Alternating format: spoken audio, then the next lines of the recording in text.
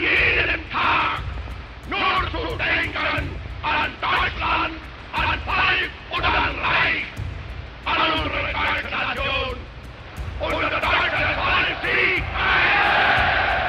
Sieg! Sieg! Adolf Hitler, the Führer, dictator of Nazi Germany, along with Mao and Stalin, one of the most evil killer leaders of the 20th century.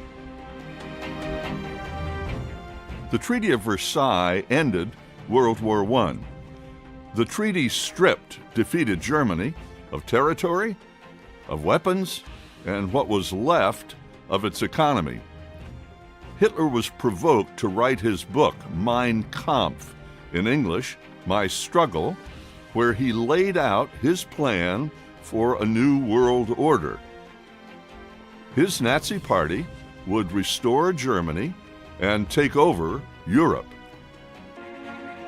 In fiery speeches, day and night, to thousands, he preached two great evils, Judaism and communism.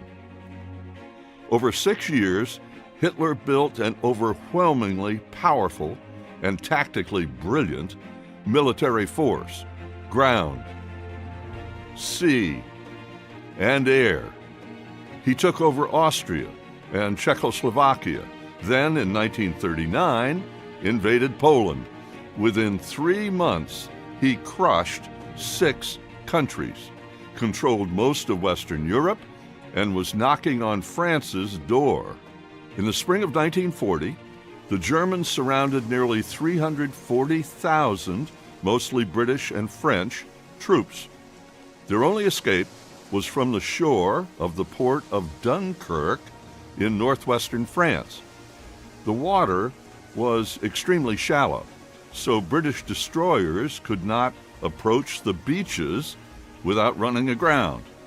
Well, Prime Minister Winston Churchill mobilized every possible private boat, over 700 of them, to cross the English Channel from Ramsgate in eastern Britain to the rescue.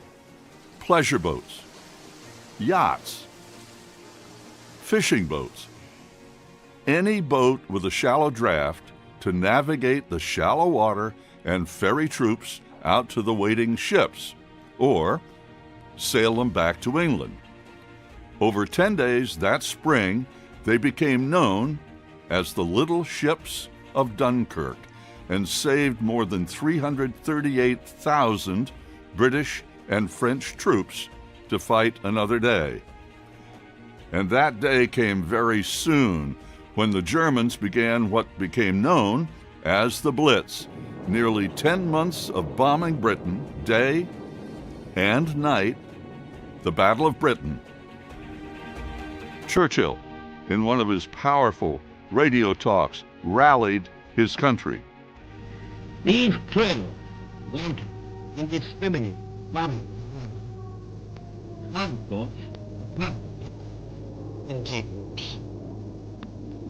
he has lighted a fire which will burn with a steady and consuming flame until the last vestiges of Nazi tyranny have been burnt out of Europe.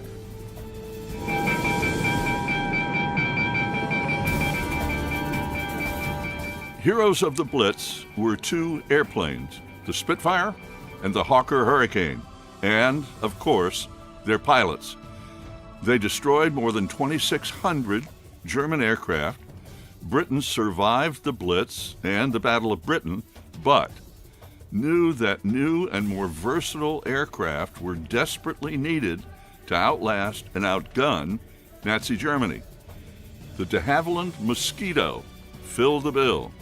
It was actually made of wood, the frame and the outer skin, so it was nicknamed the Timber Terror, the Loping Lumber Yard, and the Wooden Wonder.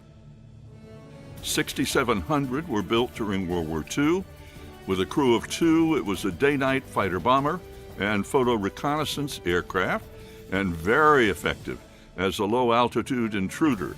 It was the most versatile twin-engine plane of World War II. And it was the first twin-engine airplane ever landed on an aircraft carrier. The pilot was Eric Brown, call sign Winkle. He was Britain's most decorated pilot. He flew 487 different types of aircraft and performed more carrier landings than any pilot in history, 2,271.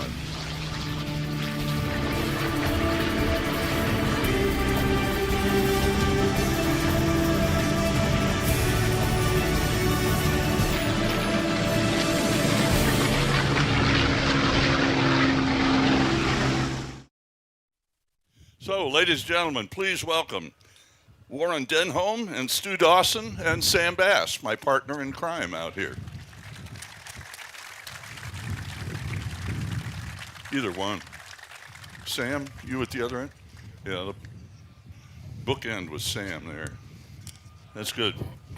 Gentlemen, welcome. Welcome. Thank you. Welcome back. Welcome back. Why was this plane needed as the war wound down? Well, it's one of the most high-performance airplanes out there, and it's got the power and the versatility and the firepower to do just about anything that they needed to do. But the fact that it's made of wood, how curious is that or not? Warren, I think you can answer that since you built the airplane. That's why we're only going to get two of those. Well, the airplane was built by de Havilland in England. So de Havilland had been working on a plywood composite sandwich construction for a few years before the war broke out. And they had this idea that to meet a specification that the British military had put out for a high-speed bomber, that if they could build it out of the smooth plywood construction, they could achieve the performance parameters they were looking for, and they could offer something that wasn't made out of aluminium anymore, and aluminium was going to become a very strategic product during the war because all the other aircraft manufacturers were pushing aluminium airplanes. And de Havilland could see that that was going to be a difficult product to get hold of, so they went for the wooden construction. So what were the pluses and minuses? What was gained by its being made of wood, and what was given up, if anything, by its having been made of wood? Well, part of the other concept that they had was that since the war had broken out, the King of England wasn't buying any fine furniture anymore, and there were a whole lot of little furniture manufacturers and piano makers and all these little businesses around England with a skill set of cabinet makers that were their abilities were no longer required, and so they developed the design in such a way that they could kind of move all different products to these little shops around the country. They could have the horizontal built in one town with one little company, and then bring it all together at the end. So that would sort of diversify the manufacture, utilise the skill set of these people that were otherwise not needed, and also make the airplane much quicker to build because you don't need a lot of a wooden airplane. Obviously, you have to have the basic skills, but most wooden components just start off as a drawing on a set of plans, and with rudimentary tools, you can kind of make anything. So it doesn't require a whole lot of heavy metal and dyes and special equipment that you would normally need for an aluminium airplane that has to go into a proper production facility. So it was quite a clever way of doing it. What did it give up? Well, in terms of performance, I mean, yeah. Oh, in terms of performance, well, I don't think it gave up anything. It's not necessarily lighter than an aluminium airplane, but it is definitely smoother. It has less number of components for any given sort of piece of construction. It's as monocoque as you could get. It only has 7 bulkheads down the length of the fuselage, and and a lot of other airplanes, you can't even get out of the cockpit and you've had 7 bulkheads. It's probably not as robust from a weathering perspective. You can't leave it outside without it suffering a little bit, but no, it didn't give anything up in performance. What's it like to fly, Stu? It's a little different than the aircraft that we're used to, but just systems and stuff and everything. And he's talking about performance. This thing, a Mustang has a hard time staying with it. I have to pull back on power so they can stay with me at cruise power. So it's slick. It goes through the air real well. This is a little bit bigger than a fighter, but it's a fighter. It can be. It can be a bomber. It's very versatile. You can't be a real big guy and fly because there's not much room in it, but it is a fantastic airplane. And one person in the cockpit? Well, usually they carry 2. There's usually 2 seats up there, the pilot and the navigator, i.e. bomb. Yep. There's a bomb sight out front that he could put out and look for the bombs and everything, but it's so versatile and it will go. To what extent can it bite you? Say again? To what extent can this airplane bite you when you don't expect it to? There's a lot of stories about how the VMC on this airplane. What's that mean? VMC is the speed at which you don't have enough rudder to control the airplane with one engine inoperative, basically.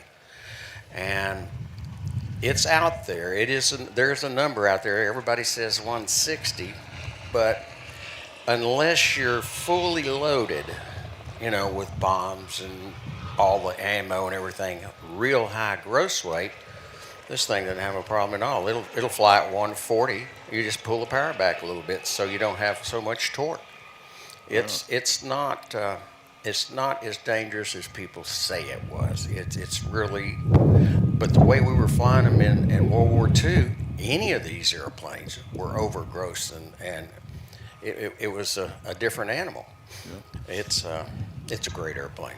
So, where is this airplane from? This airplane. Tell us where it's from, how you found it, what you did with it. Yeah. Well, this airplane was a Hatfield-built airplane from the UK. So they built Mosquitoes in England, Canada, and Australia. But by far the bulk of them were built in England. So this one was built at Hatfield in England and delivered in March 1945. So almost at the end of the hostilities, and it was delivered to an operational training unit that was training pilots for strike operations and long-range fighter missions. And it stayed with the operational training unit until the war ended, and then after the war ended, it was sent off to maintenance units for whatever they did at maintenance units after the war, practice polishing them or something, I don't know. It didn't really do anything much else. And then in 1948, the RNZAF in New Zealand, only coincidentally, bought or was sold from the British government a few more than 80 Mosquitoes. So England didn't really want the Mosquito after the war. The new jet airplanes like the Vampire and the Meteor and what have you were coming on stream. The Mosquito was kind of outdated. It had sort of paved the way for multi-engine, universals type airplanes that could do fighting and bombing. But it soon got superseded by the jet. Anyway, they got rid of 80 of them, flew them down to New Zealand and started flying them in 1948 to New Zealand. Most of them made it. And the ones that got to New Zealand, the RNZAF only used 20 of them. They had 60 spares. So we think that this one we can't find any evidence that it actually was one of the operational aeroplanes with the RNZAF, but it definitely arrived in New Zealand. And it may have gone into storage with a whole lot of others. And then in 1952 or 3, I can't remember exactly which one it was, the government stores board in New Zealand decided that the Mosquito for them was finished as well. and they were being replaced with jets, and they auctioned them off. And a company from California bought 6 of these Mosquitoes for aerial survey work in California. They prepped this aeroplane at Palmerston North in New Zealand for the ferry flight up to California. Registered it on the civil register in New Zealand, and then the day it left, they registered it with the FAA and took off, heading for California. So they sort of island hopped their way up and finally got to Hawaii. It took 11 days, I think, in total to fly up to the US. And in that period, that 11-day period, word had got out that a private company in Southern California was importing these aeroplanes, and the government got involved and halted any further shipment of them because they were fearful that they would end up in South American hands for covert operations. So the rest of the airplanes... It's in American intelligence? Yeah. Is that what you mean? Yeah. I think the that's... company. Yeah, if you can say American intelligence in the same sentence. I'm only kidding. Ooh, take that. Anyway. Well, partly you were kidding. Yeah, all right. So it was the only one to make it. It operated in California for a little while, but then unfortunately the company that, fortunately maybe, the company that was operating them got involved in an insurance scam. They had another B-35 airplane, and the owner was struggling financially, and he cooked up an arrangement with this pilot whereby the guy would fake that he had an engine problem and fly out over the coast of California there and jump out and let the airplane go into the sea, and they would be able to claim the insurance. But whether it was deliberate or not, the airplane suffered an actual problem, not a fake problem, and it crashed in the hills at the back of back of Los Angeles, and killed the pilot. Well, in the short term, he got paid out, but in the long term, he got found out that perhaps he was responsible for the reason the aeroplane had crashed, and he ended up in jail. But this aeroplane, which was sort of collateral for the loans and what have you, ended up being impounded by the insurance company that had paid the money out. And it got parked at Whiteman Field in Burbank, and just basically left there for the next 25 years. They weren't paying any ground rent, and it just became more and more dilapidated as time went by. Sitting out on the edge of the... outside on the edge of the field. There were a number of other airplanes. I don't know about this airfield, but it seemed like a bit of a dumping ground for old airplanes back then. And right up until the 70s, it was just became more and more derelict, more and more pieces stolen off it by souvenir hunters, and kids would go and play on it. And it became quite a sorry sight. And then there was a plan to take it to Ed Maloney knew about it, and there was a plan Ed had hatched to take the airplane to his museum, but for one reason or another that never happened. And the guy Jim Merizon, who was an A4 pilot for the Navy, he saw it, and he'd fallen in love with the Mosquito and decided that somebody needed to save this airplane and rebuild it. And so in 1971 he went out with a big low loader and loaded all the remains of this terrible looking aeroplane onto it. And did he buy it? He bought it? Yeah, I think he bought it off the airport company, who had taken ownership of it in lieu of unpaid parking fees for the last 20-odd years. I don't actually know what he paid for it. Any idea what he paid for it? I'd like to know what he paid for it, but he probably won't tell me. So then it was more or less saved, I suppose, from the ravages. He stored it, and with lots of plans of eventually rebuilding it. But like a lot of these, ideas and people that do these wonderful things back in the time when there was no industry like this, it was a great idea, but he didn't have the resources that needed to do it. Although he definitely had the desire, and but he'd done the critical thing in that he'd saved it. He got it inside, mostly, so began its sort of rebirth. And what year was that? So that was in 1971, and he managed to hang on to it until 2014, when so he had it for a long time, and it wasn't easy to get it off him. he did not really want to let it go, and it took quite a bit of convincing that Who did the convincing? Well, Simon Brown was heavily involved in bringing Jim and myself together, and we kind of, you had to impress upon him that there was that a lot of these projects are all about timing, and that the timing was right for his aeroplane. There was somebody that wanted to rebuild it who had the money to do it.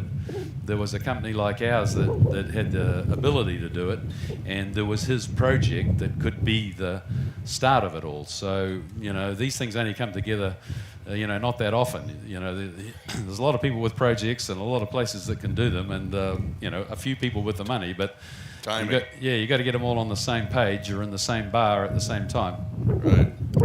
Anyway, he finally relented, and almost with a tear in his eye, saw it disappear into a container on its way down to New Zealand. Does this have a public cost at this point? Does anybody know what was paid for it?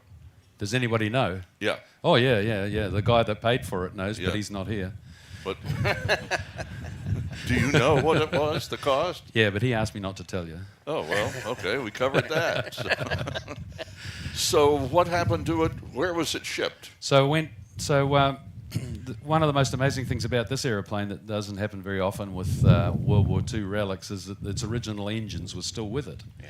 So in spite of the fact that a whole lot of cool stuff had been souvenired over the preceding 70 years, the engines on their engine mounts, still with their exhausts and cowlings and everything. Cowling and the spinners. Yeah. Everything is original. It was all still there. So we sent the engines because the rest of it was going to New Zealand, and the engine shoppers in California, it didn't make any sense to take them down there and send them back. So Jose Flores from Vintage V12s drove down from Tehachapi with his big trailer, and we popped the engines on the back of the truck. Off he went. So this is early 2014, and everything else went into the container. So did you have to bust the airplane up or carve it Well, up? by the time 2014 came around, it had been pretty well busted up. Yeah. And it was most of the metalwork had been stored in a container off-site, but the wings and remains of the fuselage were at Chino at that time. So we just gathered up everything we thought that was going to be of use to us, stripped everything else off, and stuck it in the box and sent it to New Zealand. Which, by the way, gave the Ministry of Agriculture a bit of a shock when they opened the door and looked inside. Wow, there. Really? So this is That's an airplane? 2014? Yeah, so this is in 2014. So this all arrives except the engines, Mm-hmm. right? And what was the process then? What happened then? Well, the woodwork part of it had already been kind of taken care of. Well, it hadn't started on this job, but the process of restoring the woodwork and building new fuselage and wings and what have you had already been perfected, and the process sorted out pretty much on the previous two that we'd done. So this is the third aeroplane that we've managed to do, sort of since the process of Mosquito restoration has taken place. We started that first one in 2005, and it didn't fly until 2012. So the first one was a 7-year project. The second one was a sort of 5-year project, and the second one is now flying in Seattle. And this one turned out to be 4 years. So we learned a lot about how to do it, and found a whole lot of the missing information that we needed and all that kind of stuff over the preceding, however many years that was. So the process was a bit more straightforward. But yeah, woodwork began, and trees were cut down and all that sort of stuff. Plywood manufactured. Yeah. And the reconstruction of the fuselage and wings takes place first. And while that's going on in the woodwork shop, we're getting on with overhauling all the components and preparing to kind of put it all together like a big jigsaw puzzle. But you already had the molds, the jigs, you were ready because you had the experience with two earlier airplanes. Yeah, exactly. Yeah. Well, that's why it's so much, a shorter calendar period anyway. Right. So how many of these are still flying in the world?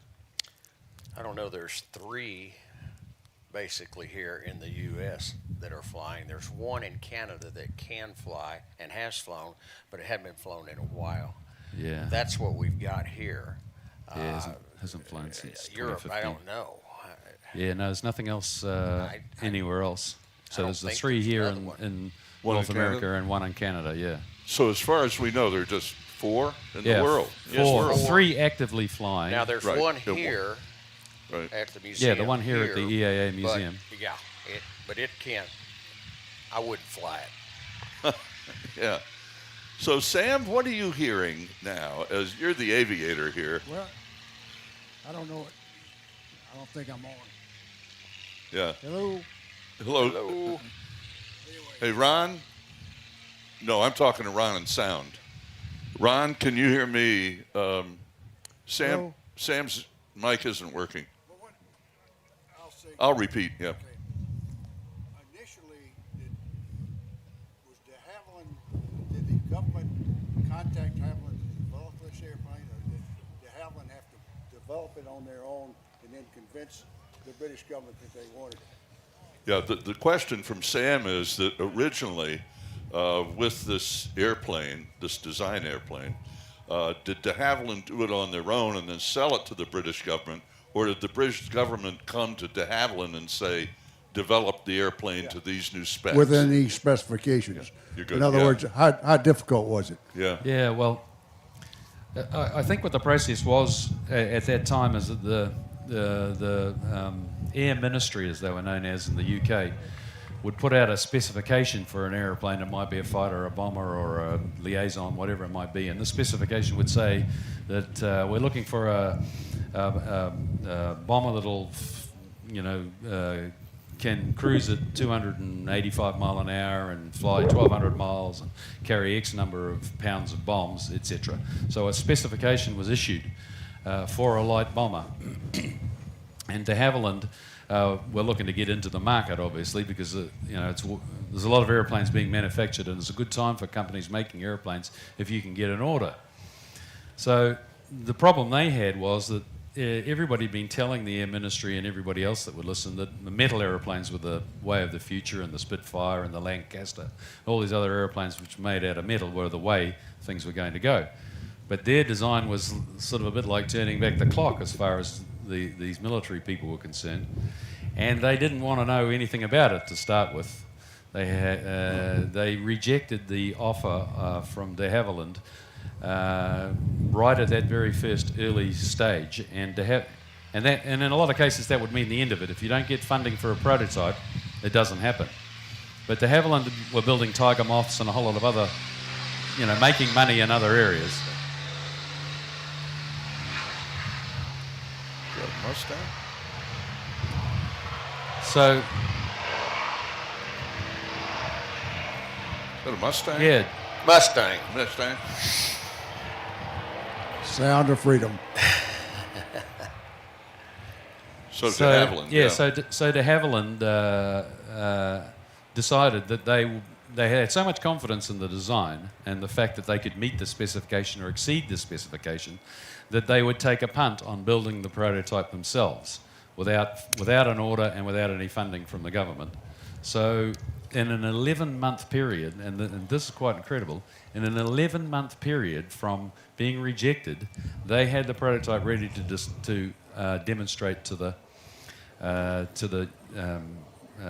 Air Ministry in the UK. Now, 11 months from a design from just a concept drawing on a piece of paper to drawing it all up, building it, having it ready, a completely new design, and then on top of that, not only was that quite a remarkable achievement in itself, they had no airfield where their design office and manufacturing prototype building place was based. It's a place called Salisbury Hall in St Albans, just about 25 miles by air north of London.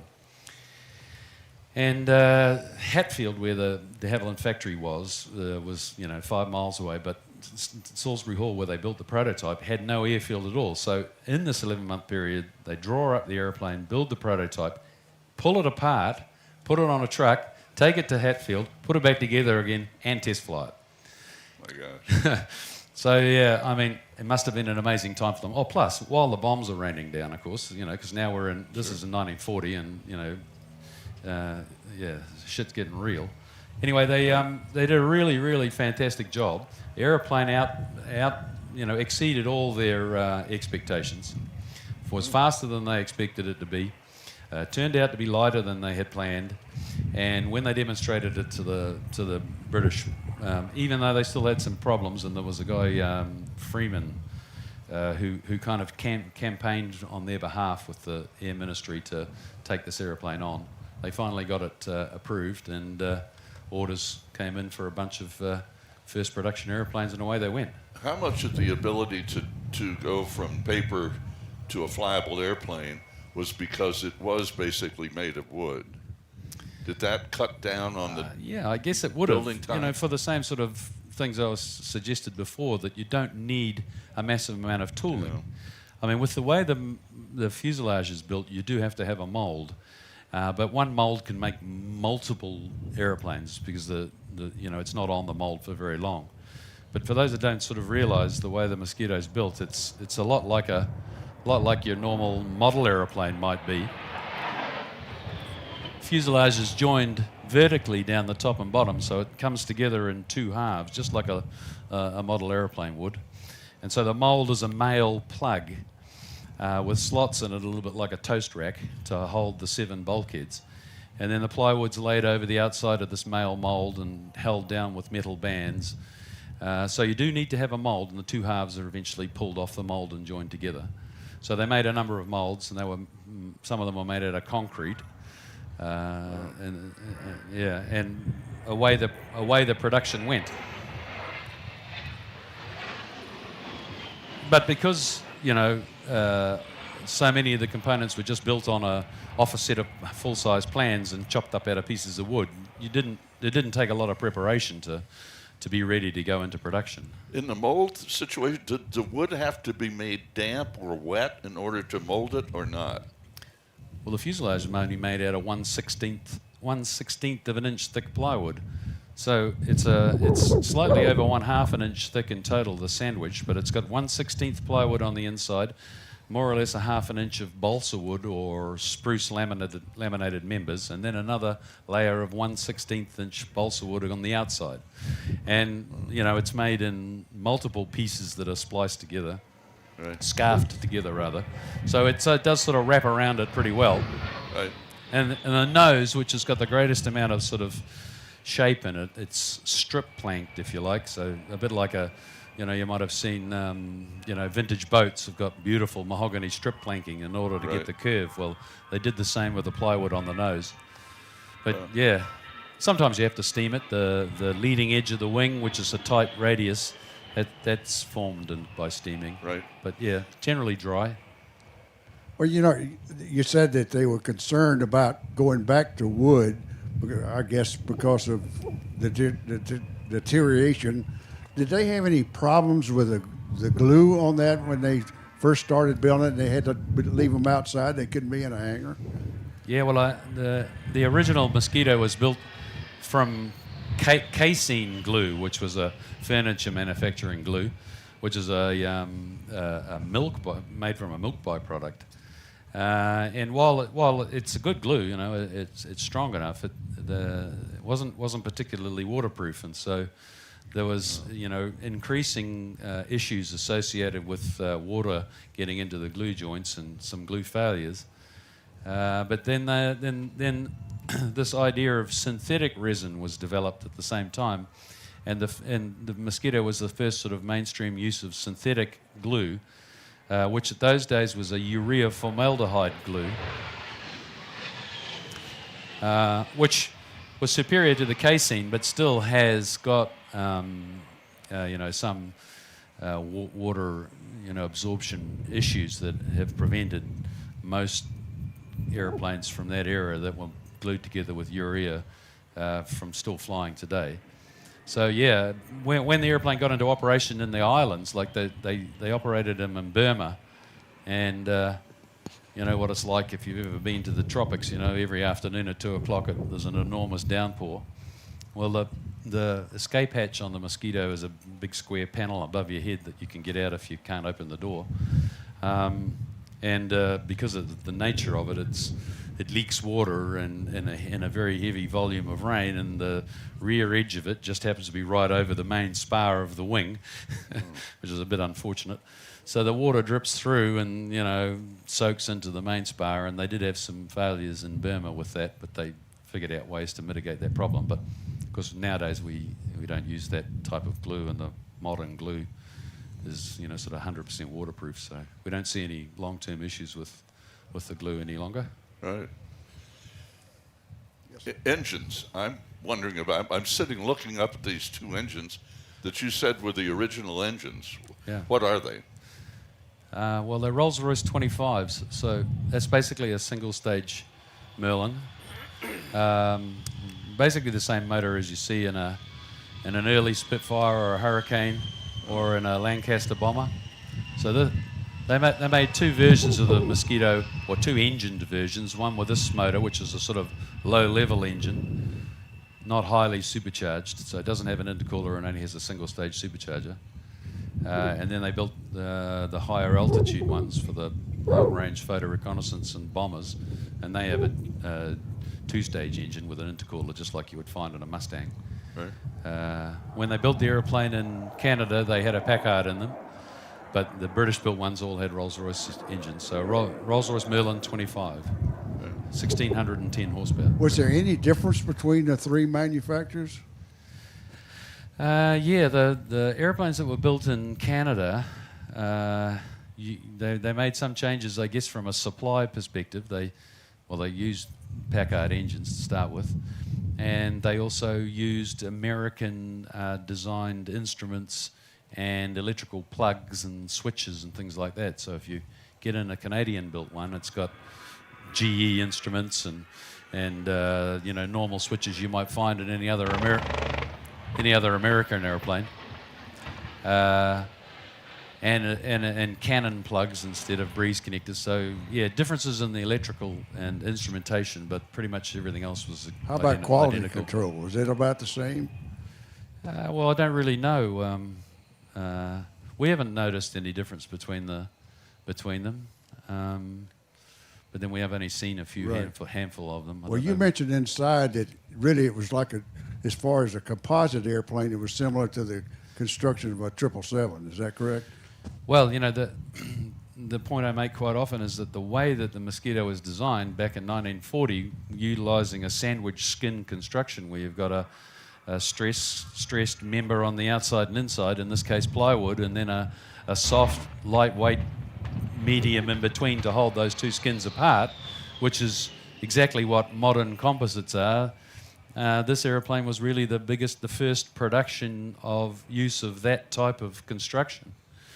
And it resembles, a Dreamliner's construction far more than anything else has between World War II and now, in as far as mainstream production's concerned. This type of sandwich skin construction has become the way of the future, but it's taken 75 years to happen.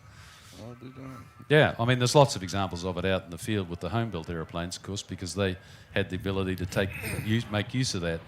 And all the composite stuff that's out there now really leans on the development and design of this aeroplane from all that time ago. I'm looking between you two, and I realize the tail dragger. Yes. Right? How much does that affect your flying it in any way, shape, or form? Well, you need a little tail wheel experience for this one. It does not have a locking tail wheel. So once you set it down, it can go either way. Now, you got to get used to the British brakes, because you displace the rudder and then you grab a handle to put the amount of brake that you want in to correct. So you're doing a lot once this thing gets on the ground. But it's really pretty tame. It's not a bad airplane. It's not like a 109 or anything like that that's liable to turn any direction at any time. Sam, as you're listening to that about flying it, would you like to try to fly this airplane? Oh, of course. Yeah. Oh, yeah. Oh, yeah. What would he be dealing with? I mean, he's got 35,000 hours in lots of different airplanes. But like I say, you have to be a pretty good tail wheel pilot to do this one. If you're not, you have to anticipate what's going to happen to you and get the feel of the brakes. And once you got that, it's just a tail wheel airplane. It doesn't have oleo struts in it, and it has no fluid, no air. They're pieces of rubber, and with the big balloon tires and everything, it lands soft. It's just as nice as you can. Yeah. So it's good, but with a tail wheel that doesn't lock, it can turn any direction at any time. Yeah, yeah. Do you 3-point it or do you wheel end it? You can 3-point it. I usually wheel land it because that gives you positive control with the rudder to get set for the breaker ride that you're fixing to have. But it's, it's 100 knots over the fence. What? Q&A? Yeah. Right now we've got a little bit of time here for Q&A, some questions and answers. We have 2 people here with mics. If you'll wait till they bring the mic to you. Thank you. Is it on? The P-38 Lightning had counter-rotating propellers. Why do you think de Havilland went with non-counter-rotating propellers on the Mosquito? Well, the P-38 has a different tail on it than this does. Okay, that's what affected the P-38. This thing, believe it or not, you can, and it's in the manual. This is the way that they did it, and they figured it out. You set the brake, your hand brake, you hold it, you take the engines and you go to 0 boost, which is basically 30 inches. So that gets the props up. Let go of it and go max to 14, and it stays straight. Wow. Wow. Next. Up here. Yes, sir. What was the maintainability? Hold it close to your mouth, please. What was the maintainability of the plane during the war in terms of damage and repairability because it's wood? Well, it's a fighter, it's a bomber. They did it all. That's the neat thing about the Mosquito, is it was multiple. In terms of fixing bullet holes and damages because it's wood, was it harder and how would you go about fixing it, to patch the holes from impacts? I didn't hear the first of that. Did you ask, was it difficult to repair? Yes, because of the wood. Well, Bullet holes. I don't know how difficult it was for them, actually.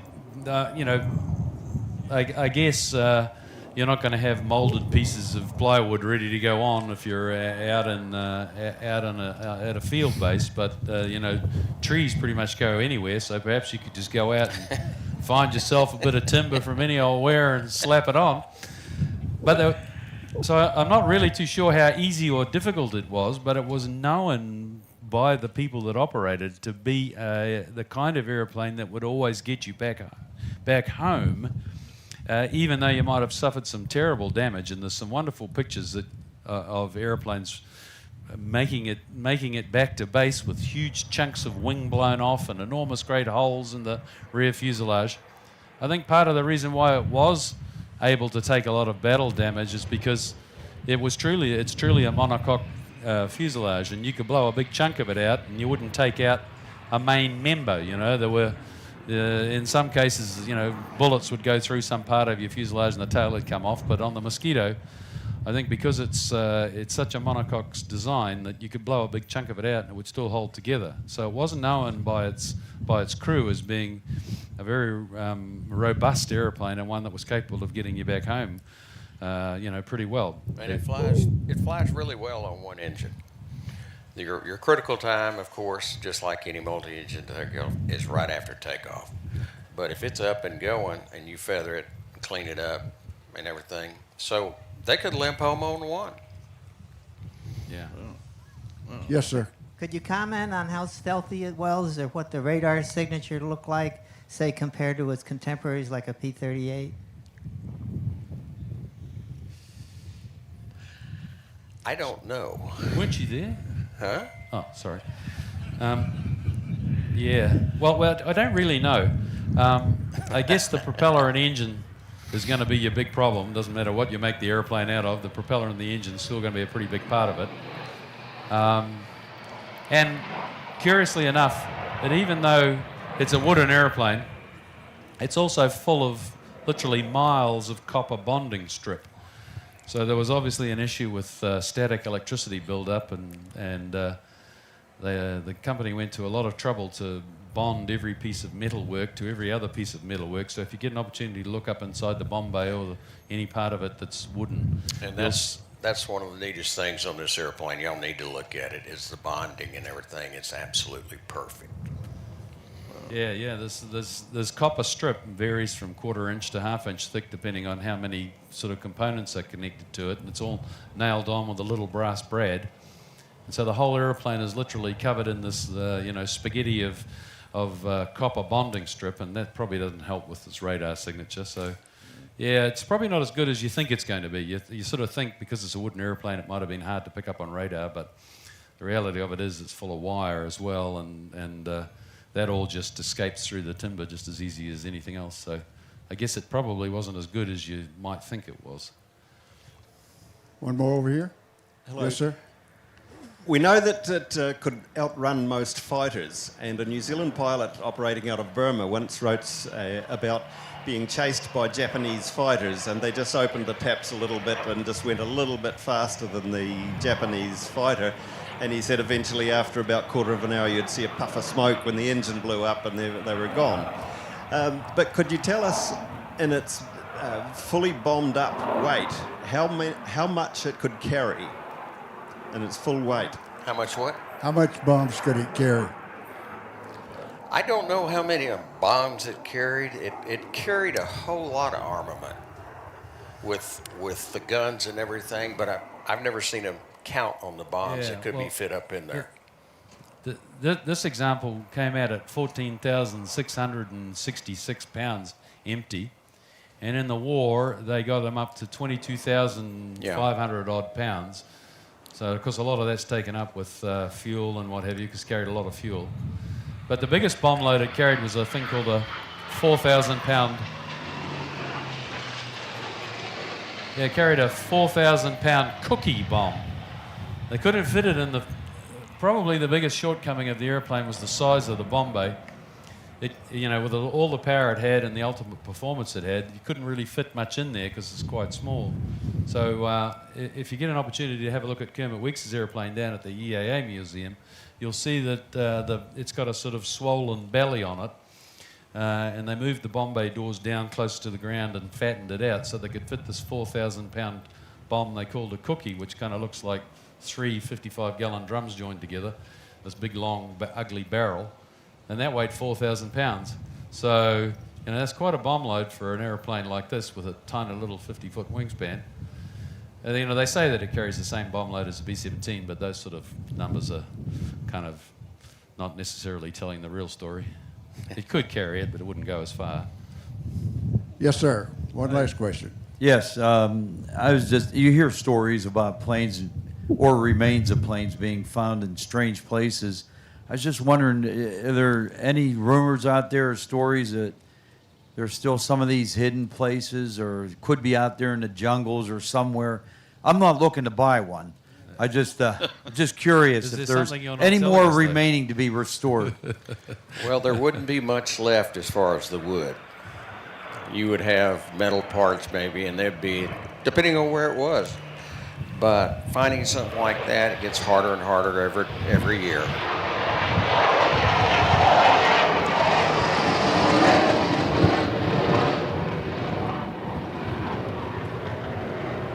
Probably what you say is true. There is the opportunity for airplanes to be, discovered in different places. But I think the bigger the airplane gets, the less likelihood there is of being able to find one that nobody knows anything about. And then if it's made out of wood, well, then there's even less chance that it's still going to survive. So there may be airplanes out there that could still be discovered, and hopefully there are for a company like us, because that's what we need. But I doubt there'll be mosquitoes because, they're just too big to hide, and you can't leave them outside. They end up just falling on the ground. Well, one last question in regard to that. The P-51s, there are people that are remanufacturing P-51s with just the data plate. Do you intend on doing that with a Mosquito? Well, you got all the molds. It sounds like you're looking for one. Are you? Yeah, really. There's.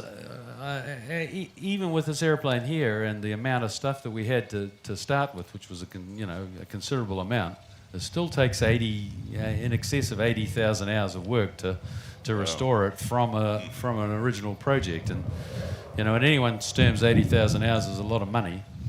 So if we were to start making everything, building new wheels and landing gear and engine mounts and all the other literally thousands of metal components, the price would just go so far out the roof that it wouldn't be practical.